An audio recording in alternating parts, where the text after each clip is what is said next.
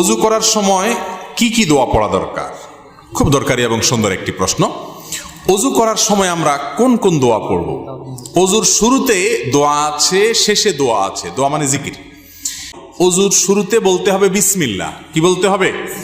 বিসমিল্লাহ বলে এরপরে ওযু শুরু করতে হবে। আমাদের অনেকেই আছি আমরা ওই যে মোবাইলের ব্যস্ততা, নানা ব্যস্ততার কারণে আমরা এসে ট্যাপটা ছেড়ে দিয়েই হুট করে হাত ঢুকে দিয়ে আমরা ওযু শুরু করে দিই। বিসমিল্লাহ বলার আর খোঁজ খবর। অনেক ইমামদের মতে বিসমিল্লাহ না বললে ওযুই হবে না, যদিও এটা মুফতাবিহি বা ফতোয়া না এই কথার উপরে। এ কথা চাইতে ওযু হয়ে যাবে এটাই সঠিক, কিন্তু ওযু যদি বিসমিল্লাহ বলা ছাড়া করেন মানটা একটু কম হবে, তরকারি লবণের কমের মতো, এটার কোয়ালিটি একটু কম হবে, কোনো রকম হলো আর কি। তো কোনো রকম হলে তো হবে না। নবী করিম সাল্লাল্লাহু আলাইহি সাল্লাম বলেছেন ওযুর ক্ষেত্রে সব সময় আসবিগুল ওযু, তোমরা ওযুকে পূর্ণাঙ্গ রূপে করো, আই আকমিলুল ওযু। ওযু কখনো যেন তেন করতে হয় না, ভালোভাবে করতে হয়। এই যে শীতের মৌসুম আসছে, এখন দেখবেন যে ওযুতে কত তাড়াহুড়া মানুষ করতে পারে। গরমের সময় দেখবেন ওযুখানা সিরিয়াল লাগে থাকে, আর শীতের সময় ওযুখানা সব সিটগুলো খালি, কারণ আসরের ওযু দিয়া এশা পার করার বুদ্ধি। অথচ এরকম চাপাচাপি করে ওযু ধরে রাখা ঠিক না, স্বাস্থ্যের জন্য ক্ষতিকর, আমলের জন্য ক্ষতিকর।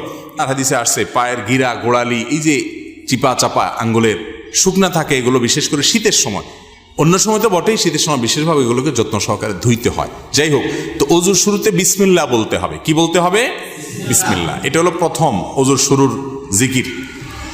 আর ওযুর মাঝখানে কিছু পড়তে হবে কিনা, আপনারা অনেক বই পুস্তক দেখেন, সেখানে হাত ধোয়ার একটা দোয়া আছে, কুলি করার একটা দোয়া আছে, মুখ ধোয়ার একটা দোয়া আছে, মাথা মাসা করার আরেকটা দোয়া আছে, পাও ধোয়ার একটা দোয়া আছে, আছে না নাই? এই সবগুলো দোয়া মুখস্থ আছে, এরকম কপালওয়ালা একজন মানুষ দেখি, সবগুলো দোয়া মুখস্থ আছে, এরকম কেউ নাই? মাশাআল্লাহ, আপনারা দেখা যায় সুন্নত বেদাতের পার্থক্য ভালো বোঝেন। যাক, এটা বিশুদ্ধ কোনো হাদিস দ্বারা প্রমাণিত নয় যে সকল অঙ্গ প্রত্যঙ্গে আলাদা আলাদা দোয়া আছে, তাহলে তো একজনের ওযুতে 10 মিনিট করে লাগবে, ঠিক না? ওযুর শুরুতে শুধু বিসমিল্লাহ পড়বেন, এটি হাদিস দ্বারা প্রমাণিত, যেটি বললাম তিরমিজির হাদিস। আর শেষে একটা দোয়া আছে, একটা বাক্য আছে, কালিমায়ে শাহাদা।